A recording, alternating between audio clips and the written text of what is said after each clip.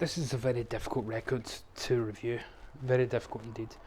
I'll give it a bash, but first, a word from our sponsor, Neil Young. This came out last month and I didn't review it. Why? Because none of it's remastered apart from one record. So, official release series, discs 22, 23, 24 and 25. Yeah, it's got Freedom, it's got Arc and it's got Weld, but the only reason to get it is it's got a remastered and expanded Ragged Glory. And it doesn't expand the album per se, it gives you a bonus EP, Smell the Horse, which features a couple of B-sides, although Don't Spook the Horse is a slightly remixed version, and then a couple of unreleased tracks. A version of Born to Run, not that one, which massively expands it, turns into a big Crazy Horse epic. So very unlike the Archives Volume 2 version. But the idea of, wait a minute, I've already got a version of that, ties in nicely to Chrome Dreams. And we'll go through it, and I hope it doesn't come across as too negative, because my thesis on this, essentially, for an overview, is that, yeah, you don't need this. First of all, nobody needs it, but secondly, you don't need it. It's really just a case of, are you a big enough Neil Young fan to want to hear things as they were intended in the correct context? Or are you happy with what you've got? Because you'll have the bones of this if you're pretty much even a half casual Neil Young fan, and if you're a solid Neil Young fan, you'll have almost all of it. So let's go through it, shall we? We'll do a track by track. So essentially this is the album that would have come out instead of American Stars and Bars, which is a hodgepodge of a record. It's all over the shop. If any artist can get away with hodgepodges and being all over the place artistically, it is Neil Young, so it doesn't work against him. It kicks off with Pocahontas, which again doesn't really need an introduction, but we get the version from Hitchhiker here, which recorded 77, I want to say, on top of the 76 version. Yeah, because it was overdubbed the next year to record some extra guitar, some harmony vocals and some brushes on percussion. So it's exactly the same version that was on Hitchhiker, but you don't get David Briggs given the you ready to roll tape, Neil? You don't get that. That's the only difference between the two versions. Will to Love is the exact same cut that's on American Stars and Bars. Exactly the same. It's been remastered, but if you've got the remaster, it's the same remaster. But it has been remastered. It's a great song anyway. I mean, it's a lovely lo-fi acoustic verite Neil Young track that he's not played since, for the longest time. Speaking of which, track 3 is Star of Bethlehem, that he's not played since Wembley 74 with CSNY, supported by the band and Joni Mitchell. And that is a song that goes back to the Homegrown sessions in 74, and gives you an extra verse and whatnot from the one that we've previously had released from the sessions, but nothing to set the world on fire with. Like a Hurricane is exactly the same version from American Stars and Bars. Sonically though, it's a good time to add that because we've had 3 kind of dark acoustic tracks or ethereal acoustic tracks to open up.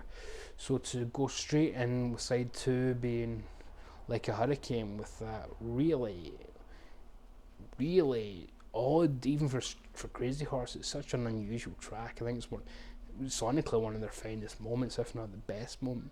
So recorded late 75, but overdubs were done early 76 for the vocals and whatnot, which is why there's a nice detachment between all the parts. Too Far Gone goes right back to the Zuma sessions, and funnily enough, considering this was just released, a version appeared on Freedom. This is a very different version. It's much more laid back. It's much warmer. The mandolin that Pancho plays, he didn't know how to play mandolin in the mid-70s. He'd subsequently learned how to become more proficient. And then when you add on Rick Roses and whatnot, you get a completely different ambience between these two versions. So, it's radically different. However, it has already been released too. This version that we're talking about was released on Archives Volume 2, the big box. So if you have the big box, you've got it. Hold Back the Tears is an unreleased track that hasn't been released before. After 5 songs that we've got already, minus one edit, we have an unreleased track. It's great. Hold Back the Tears we do have a version of. He's played it a million times live with the International Harvesters, Crazy Horse. I saw him do it with Promise of the Real. We finally get this version here, a demo from 2 months earlier than the normal version with Ben Keith and Crazy Horse. Solo acoustic version that's just gorgeous, absolutely wonderful stuff, with different lyrics as well. So it's a different alternate take, acoustic take, and different lyrics. By the way, the poster sheet has all the revised lyrics where applicable as well. Homegrown is the one we get on Archives Volume 2 as well. It's not the version that we get on Homegrown though, just confuse things.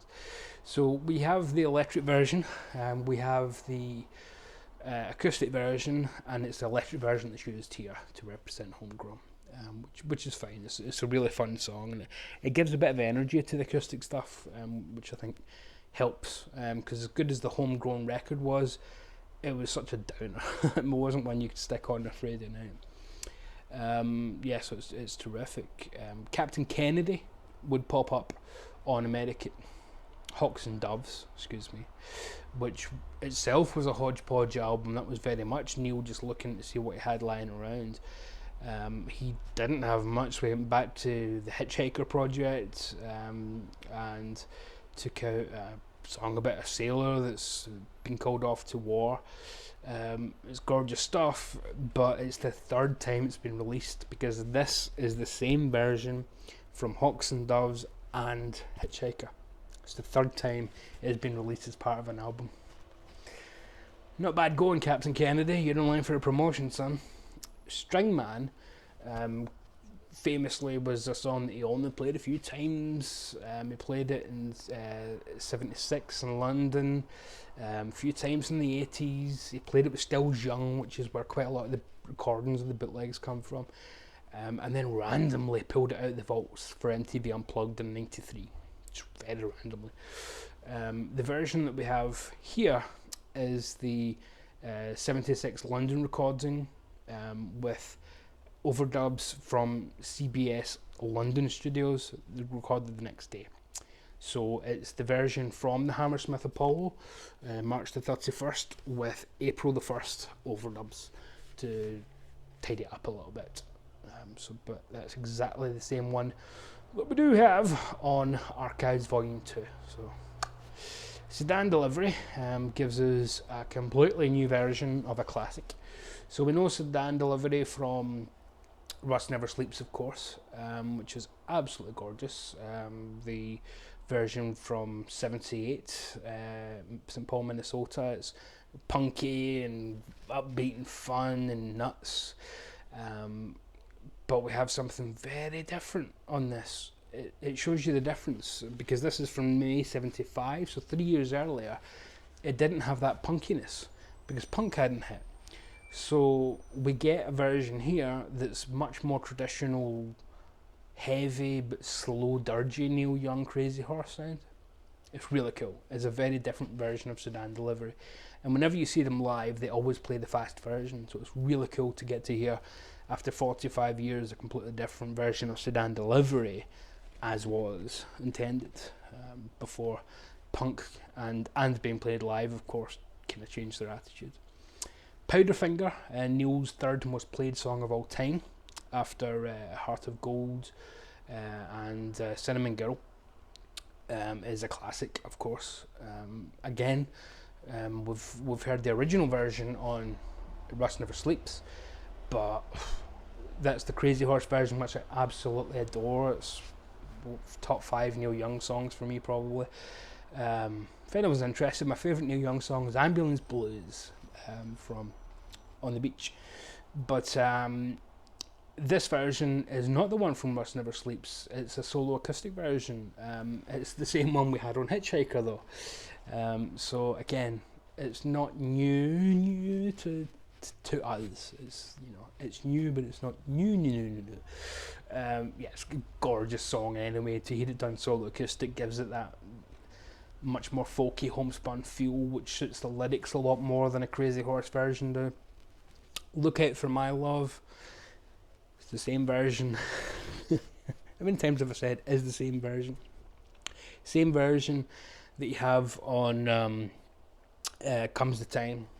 Look out for my love, you own it.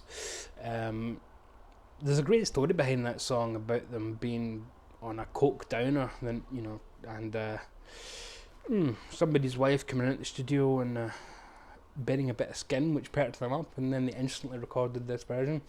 It is, however, the exact same version that's on Comes a Time. Speaking of which, Comes a Time was originally going to be solo acoustic, called Oceanside Countryside, 2 sides, you know, and that was obviously dropped. I wouldn't be surprised if that comes out at some point, because there is still enough in the vaults for that to happen and give us alternate takes of all of those songs that were intended for that project. In general, the packaging, gorgeous. I mean, the stock of the quality of this stuff is just unreal. I mean, this is almost rigid card. It's so hard. It's over 2 records, but 3 sides of vinyl. You get an etching of the kind of Crazy Horse feather on what would be side D, and you do get a lyric sheet with, again, all the revised lyrics, and as always, a little invitation to join Neil Young online. And for those that always like to see it, there's your hype sticker, which I'm pleased to say has been 100% transparent. It says 12 classic Neil Young songs. Debut release of the 77 lost album in quotation marks, which, yes, perfectly valid use. 74 to 76 studio recordings, yep. Features 2 previously unreleased versions, yep. 4 tracks never before released on vinyl, yep. So, you know, it's not ripping the pit. It's not saying this is a lost album and then just leaving it at that. It is telling you, look, only a couple of these are unreleased.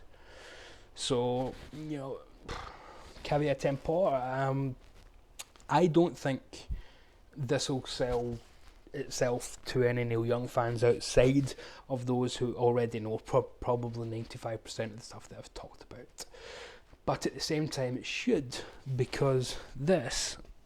I don't know why I put things down when I know I'm going to have to put them up again. This, with my back, this is fantastic. Although, yeah, I've got that on that, I've got that on this, I've got that on that. To hear it as originally intended, and it's easy for me to say when I get sent these things for review, but to hear it as intended, in context, in situ, it's remarkable.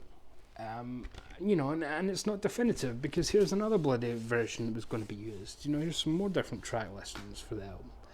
So Chrome Dreams Volume 2 came out in 2007.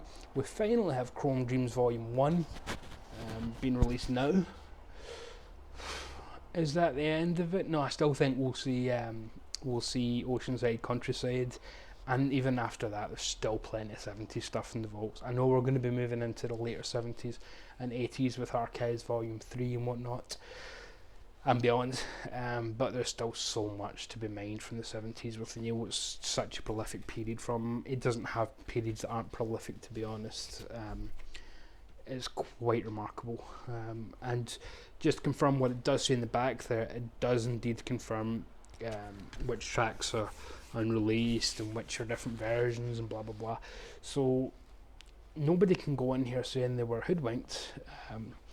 The album itself works remarkably well because it was designed to. unlike Stars and Bars, this has a flow and a coherency that just melds into each other. It's a wonderful listen. It's very laid back with the occasional jolt of Like a Hurricane, of Sedan Delivery, just to perk you up. It's sequenced remarkably well. It's a brilliant Neil Young record, and in its own way is as good as anything released in the 70s. Yeah. It's not quite to the standard of the Ditch trilogy, because that's peak Neil Young for me, but it's up there with Zuma. It's up there with, it's certainly better than Stars and Bars, I'd say. It doesn't have maybe all the highs of some of the albums, but it doesn't have any lows at all. So yeah, it's just a wonderful record. So if you're someone who's maybe a half casual Neil Young fan, get this as your representation of the Neil Young album that could have been and should have been in '77, because I think you'll be more than pleasantly surprised. But I think I've rabbited on enough, as usual. What are we doing for time? 16 minutes. That's not bad, considering I also touched on Ye Old Box Set. However, we will call it quits there. Comments, suggestions, complaints, criticisms, compliments, please state them below, and enjoy your weekend. Eat a peach.